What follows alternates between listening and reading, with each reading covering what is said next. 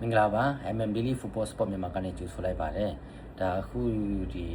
ီပရီးမီးယားလိမှာဇယားထိတ်ဆုံးမှရှိနေတဲ့အာဆင်နယ်အကြောင်းလည်းကျွန်တော်ပြောကြရအောင်အာဆင်နယ်ကဒီညကကစားသွားတဲ့ဒီ Brentford နဲ့ပွဲမှာတော်လေးကိုနစ်နာပါတယ်ဒါပေမဲ့ချီဆွမ်းပိုင်းကကြည့်မယ်ဆိုတော့ဒါဒီကတော့နှစ်တင်းလုံးတော့ထိုက်တန်တယ်ပထမပိုင်းတစ်ပိုင်းလုံး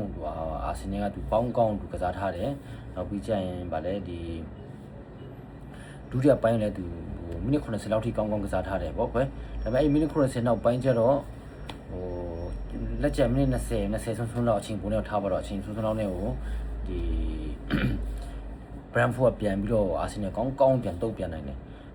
အာဆင်နယ်ကဘယ်လိုပြောမလဲဆိုဒီပွဲမှာဒုတိယပိုင်းမှာလည်းတချို့ဂိုးဖြစ်ပြောင်းလဲနိုင်မဲ့ chance တွေတော့ရခဲ့သေးတယ်ဒါပေမဲ့ဂိုးကဖြစ်တော့မပြောင်းလဲနိုင်ခဲ့ဘူးကွယ်ဆိုတော့ဒီကလေးတို့ကကိုကပွဲကိုဘယ်လိုပြောမလဲပွဲကိုအခွင့်အရေးရတော့မှနှစ်ဂိုးပဲရ3ဂိုးပဲရကိုရတဲ့ချိန်မှာမိမိရဖမ်းဆုပ်ပြီးတော့ကိုရတဲ့ခွင့်ရေးကိုဆုံးရှုံးမခံဘူးတွင်းမယ်ဆိုရင်အဲ့ဒုတိယပိုင်းမှာတကယ်လို့ထားပါတော့ဥမာ maybe 2-0 3-0လောက်ဆိုရင် Brentford လုံးဝပြန်လိုက်နိုင်မှာမဟုတ်အဲ့ဆိုတော့ तू ကဘယ်လိုပြောမလဲအဝေးကွင်းမှာလာ Brentford ရဲ့ကွင်းမှာလာကစားသည့်တိုင်ကိုအာဆင်နယ်ကောင်းပွဲကိုထိန်းချုပ်ထားတယ်ပထမပိုင်းမှာနောက်ပြီးရင်ဒီဒုတိယပိုင်းဆိုလည်းဒီဒုတိယပိုင်းအစမိနစ်80လောက်ထိကိုသူကောင်းလေးကစားထားတယ်ဒါပေမဲ့80နောက်ပိုင်းကျတော့ Brentford ကသူ့ game ထဲကိုပြောင်းဖြစ်သွားတယ်ဆို Brentford ပြန်ပြီးကစားတာပေါ့ကွယ်ဒီပွဲမှာဒါတည့်တဲ့အတိုင်းပဲဒီပထမဒုတိယအာဆင်နယ်ရဲ့ဒီပထမဆုံးဒုတိယပိုင်းမှာတွင်သွားတဲ့ဂိုးကတော့ဒီသူရဲ့ဒီဗါလဲ Chelsea ကနေခေါ်ထားတဲ့ကစားသမားဒီ Matriki ပေါ့ကွယ် Matriki ကကိုတင်သွားတယ်ဒါပြီးဒီ60မိနစ်မှာဒါပြီးမကြာပါဘူး80မိနစ်10မိနစ်ပေါ့ကွယ်ဆိုတော့80မိနစ်မှာ Brentford ကသူတို့ရဲ့အားတာတဲ့ထုံးစံတိုင်းပဲကွယ်ဒီလက်ဖြစ်ဘောဆက်ပြီးရနေပြီးတော့အခုလက်ရှိတရားဒီမှာပြောနေတာအာဆင်နယ်ရဲ့ဆက်ပြီးအရင်ကောင်းပါတယ်ဆိုတာအခုအာဆင်နယ်ကောင်းပါတယ်ဆိုလဲဆက်ပြီးအတင်းရောသူကလည်းဆက်ပြီးနေပဲပြန်ပြီးတွင်းတာဒီဘက်ကတော့နှစ်ခုလုံးကတော့ကောင်းတိုက်ကိုတွေနေပေါ့ကွယ်ဒီအာဆင်နယ်လည်းကောင်းတိုက်ကိုတွေပဲတွင်းနေနောက်ပြီးကျရင် Brentford ကလည်းကောင်းတိုက်ကိုတွေနဲ့ပဲတွင်းနေဆိုတော့အခုလက်ရှိအာဆင်နယ်ကတူအောက်မှာရှိတဲ့ဒီ Man City နဲ့ကရမှအဖြစ်၄မှတ်ဆိုတော့သူတို့ကလည်းဘယ်လိုပြောမလဲစေးမဖြစ်ဘူးအဆောင်က6မှတ်လောက်ဆိုရင်သူနည်းနည်းလေးတော်သေးတယ်ကွာဒါပေမဲ့သူကိုယ်တိုင်ကလည်းမန်စီးတို့တွားပြီးတော့ခွင့်ရေးတွားပြီးတာပေါ့ဒါကျွန်တော်မြင်မှာကွယ်ဘာကြောင့်လဲဆိုတော့သူလုပ်ကိုသူရအောင်နိုင်အောင်ကစားမယ်ဆိုရင်အောက်ကမန်စီးတီးရဲ့ဘယ်လိုပြောမလဲဖိအားပေးခြင်းကောင်းခံရမှာမို့ဘာကြောင့်လဲဆိုတော့ဒါပေမဲ့fan တွေတယောက်နေနေဆိုဒီမျိုးကတော့ပိုပြီးကြည့်ကောင်းတယ်ဟိုတစ်ဖက်မှာတကယ်လို့ Arsenal fan တယောက်နေနေဆိုဒီပွဲရဲ့ဒီရက်လက်ကတော်နှိမ့်နာပါတယ်ဘာကြောင့်လဲဆိုတော့အောက်ကလူတယောက်ရှိတယ် Man City ကိုကျွန်တော်တို့ကအခွင့်အရေးသွားပေးလိုက်လို့ဖြစ်သွားတယ်ကွာအဲ့ဒါတပိုင်းဒါပေမဲ့တကယ်လို့ဂျားဖန်နေနဲ့ထားပါတော့ကျွန်တော်ကဂျားဖန်နေနဲ့အဲ့မျိုးဆိုရင်တော့ဒီလိုဖြစ်သွားတာကကျွန်တော်ဘယ်လိုပြောမလဲဆိုရင်Premier League ပွဲစဉ်38နောက်ဆုံးပိတ်ထိဘယ်သူကချန်ပီယံဖြစ်သွားမလဲဆိုတော့ကျွန်တော်တို့ကလုံးဝ interesting စိတ်ဝင်စားစရာကြီးရမယ်ပေါ့ကွယ်ဆိုတော့အခုလူအားဖြင့်၄မှတ်ပဲခေါ်တဲ့ခါကျတော့ဒီဘယ်လိုပြောမလဲပေါ်လို့မရတော့ပါဘူး။ဘာကြောင့်လဲဆိုတော့အခုဒီပွဲမှာဒီအာဆင်နယ်ကသူဒီဖြစ်သွားတဲ့အပျော်ဆုံးလူကတော့ဒါပြောစရာမလိုဘူးကွယ်သူအောက်မှာရှိတဲ့ဒီ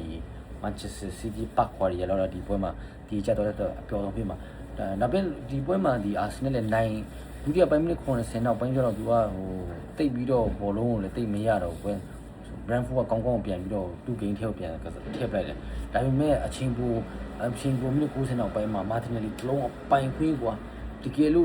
ကောင်းတာမကောင်းတာခဏထားတကယ်လို့အဲ့ပိုင်ခွင်းကိုဒါ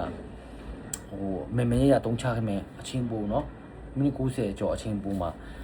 Martinelli လုံးဝအပိုင်ခွင်းမှာ 100% အပိုင်ခွင်းအဲ့ကိုဒါဂိုးဝင်ခင်မယ်ဆိုရင်6မှတ်ဆိုရင်တော်တော်လေးကိုလုံခြုံတယ်လို့ပြောရမှာ safe ဖြစ်လို့ပြောတယ်ဘာလို့ဆိုတော့ထားပါတော့ကျန်အခု326ပြီးတဲ့ခါကျတော့ပွဲပြီးမနေ့ပွဲစဉ်ဒါဒီ38ပွဲဆိုတော့12ပွဲလောက်ကျန်တဲ့ပြီးမှသူနှစ်ပွဲလောက်ရှုံးလို့ရသေးတယ်အဲဆိုတော့အခုအဲ့ဂိုးမွန်တော့တဲ့သူတို့ပိုင်းသူတို့ pressure ပြန်ပေးလို့ဖြစ်သွားတယ်အဲဆိုတော့ဒီနီကိုတို့အောက်လို့မြင်ကြတဲ့ဒီအခုအာဆင်နယ်ဒီပွဲနဲ့ပတ်သက်ပြီးခြေစွမ်းရလက်ဒီ performance ဘယ်လိုမြင်ကြလဲဆိုတော့ဒီအာဆင်နယ်အကြောင်းပြန်ပြောရမယ်ဆိုရင်လက်ရှိအာဆင်နယ်ကသူဒီ Brentford နဲ့သူအဝေးကွင်းမှာလာကစားပြီးတော့သူ1-1ဖြစ်သွားပြီးတော့နောက်ရဲ့သူရှိ9ပွဲရဲ့ဒီအလားလာကိုတင်းနေပြန်ကြည့်မယ်ဆိုရင်ပထမတစ်ပွဲမှာဒီဟိုလာရှိမယ် Wolf နဲ့ရှိမယ် Wolf နဲ့ကတော့လက်ရှိ Wolf ရဲ့တန်းစင်းဆောင်ရုံအားလည်းမရှိတော့ဘာမှမရှိတော့ဒီပွဲမှာတီချတဲ့အာဆင်နယ်ဂိုးပြက်ကိုအဝေးကွင်းလာကစားရတဲ့အောင်နိုင်ရမယ်ဂိုးလည်းပြက်ကိုပြက်ရမယ်ဂိုးလည်းများသွင်းမရမယ်အနည်းဆုံးဒါ3ဂိုးထပ်သွင်းမှာကျွန်တော်ပါဆင်နေမျိုးဘာကြောင့်လဲဆိုတော့ဒီ Leeds United လို့ Warham လို့ဘာလို့ဆိုရင်သူတို့ကဒီ တန်းစင်းကုန်ရုံအားရှိဦးမှာဘာကြောင့်လဲဆိုသူတို့နိုင်ပွဲဒီရမယ်ဆိုသူတို့ကတန်းစင်းကုန်လည်းလွတ်နိုင်သေးတယ်ဟိုဒီဝူဗာဟန်တန်တော့ပြီးပါပြီဒီဝူကတော့ဘာမှမရတော့ဒီပွဲမှာသူနိုင်ရှိတယ်ဒါပြီးပြီးနောက်ထပ်အဝေးကွင်းမှာသူဒီTottenham Hotspur ရှိမယ်ဒါပြီးရင်ဒီ Chelsea ရှိမယ် Brighton ရှိမယ် Everton ရှိမယ်ဆိုတော့သူတို့ကတော့မလွယ်ပါဘူးဘာကြောင့်လဲဆိုတော့ဒီသူရှိကံမဲ့ဒီငါပွဲထဲမှာဒီဝူရှိမယ်အဲ့ပွဲကသူ probably ဒီချပေါက်နိုင်မှာဒါပြီးရင်Tottenham Hotspur ရှိမယ်စပါတော့ခြေစွမ်းအဖြစ်တော့မကောင်းဘူးသူကဒီချန်ပီယံလိဂ်မှာသူ့မှသူတော့အတိုင်းအတာနိုင်ပွဲတွေယူပြီးတော့ဟိုဘယ်လိုပြောမလဲနိုင်နေတာဒါပေမဲ့ပရီးမီးယားလိဂ်မှာဆိုနောက်ဆုံး2လလောက်ရှိပြီသူရှုံးပွဲတွေဆက်လို့နောက်ဆုံးပြီးပြတော့မဲ့ Fred ပါထိုးလိုက်ရတဲ့အဆင့်ဆိုတော့ဒီပွဲကတော့ပုံမှန်တိုင်းကြည့်မယ်ဆိုတော့ဟိုစပါအေးစီနိုင်တယ်ဒါပေမဲ့တခုရှိတာဒီမတိုင်ခင်စပါနီးပြဘလူးလာမယ်ဆိုတော့အဲ့ဒါတခုကြည့်ရမယ်နောက်တစ်ခုစပါကရှီဆွမ်းမကောင်းတဲ့တိုင်အောင်အာဆင်နယ်ဆိုရင်လုံးဝသူတို့လည်းလန်ဒန်တိုင်ပတ်နေဆိုတော့လေဒီပွဲတော့ short တော့လို့မရဘူးဆိုတော့သူတက်ကမလွယ်ပါဘူးပထမဝူးနိုင်မယ်ဒီချပေါက်နိုင်မယ်ဒီစပါနဲ့ပွဲတော့ဒါထိုက်ကင်းဖြစ်မယ်ဒါပြီးရင် Chelsea ကလည်းဒီပုံမှန်ဖြစ်ဆိုတော့ဒီ Chelsea အာဆင်နယ် Chelsea ကိုနိုင်တော့ဖြစ်နေဒီ3-5နဲ့ပြင်မှာဆိုမှာကွယ် Chelsea ကအာဆင်နယ်နဲ့ပွဲဆိုမရှိဘူးအဆိုနောက်ပြီးဟိုအာဆင်နယ်တော့ကဒီသူ့အိမ်ကွင်းမှာဆိုရင် Chelsea ကလုံးဝမနိုင်တာဟိုနှစ်တော်ကြာပြီအဲဆိုတော့ဒါပေမဲ့တခုရှိရတာအခု Chelsea ကဟိုဒီကားရန်ဖုန်းလိုင်းကောင်းတယ်နောက်ပြီးကျရင်သူကလည်းဒီပွဲသူတို့ကလည်းရေးကြီးတယ်ဘာကြောင့်လဲဆိုတော့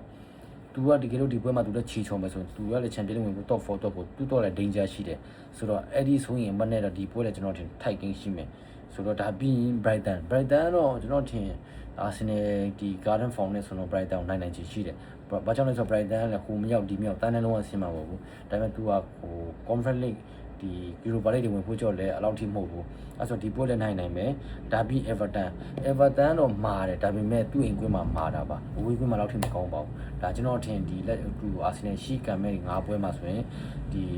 Wolves ကိုဒီချပေါက်နိုင်မယ် Everton ကိုဒီချပေါက်နိုင်မယ်နောက်ပြီးကျရင်ဒီ Brighton ကိုလည်းဒီနိုင်မယ်သူထိုက်ကင်းဖြစ်မှာဒီသူ့လန်ဒန်ပြိုင်ဘက်တွေဖြစ်တဲ့ဒီစပါချီစွမ်းတော့မကောင်းဘူးဒါပေမဲ့လန်ဒန်ပြိုင်ဘက်ဖြစ်တဲ့ပိုင်းတော့ပြီးကျရင်ဒီမခိုင်ခင်ဆက်ချမှာသူကနှီးပြောက်ဘူးလို့ခံလိုက်မယ်အဲ့ဒါဆိုတော့ကျွန်တော်တို့အကြိုမသိနိုင်ဘူးဆိုတော့ဘာပဲဖြစ်ဖြစ်ဒီ9ပွဲမှာ2ပွဲတော့သူတီချပေါက်ဟိုနိုင်မယ်အဲ့ဒီထဲမှာဘာပွဲလဲဆိုတော့ Everton နဲ့ဒီဗာလဲဘူးနဲ့ရှိမယ်ဒီပွဲတော့သူတီချပေါက်နိုင်မယ်နောက်ပြီး probably ဒီ Brighton လည်းနိုင်တယ်လက်ရှိချီစွမ်းတဲ့အာဆင်နယ်ကဆိုတော့တစ်ချက်ကြည့်ရမှာဒီ Chelsea နဲ့ဒီစပါနယ်ပွဲကိုသူဘယ်လောက်ထိဟိုတုံးပြန်ပြီးကစားမလဲသူတို့ကဘယ်လောက်ပြန်နိုင်မလားဆိုတော့အဲ့ဒီပွဲမှာညီကိုတော့ဘယ်လိုမြင်ကြလဲအခုလက်ရှိဒီ9ပွဲမှာအာဆင်နယ်ပထမယူသွားနိုင်မလဲချီချော်လို့မရဘူးเนาะဘာကြောင့်လဲဆိုတော့ခုသူဒီ9ပွဲကဟိုသူတော့ကစက်တီတန်အောင်တစ်ဖက်မှာမန်စီးတီးကသူ့ထက်ဆိုင်ရှိ9ပွဲချောင်းလဲဆိုတော့ကျွန်တော်အမြင်ပေါ့ကွယ်ဆိုတော့အာဆင်နယ်ကဒီပွဲမှာ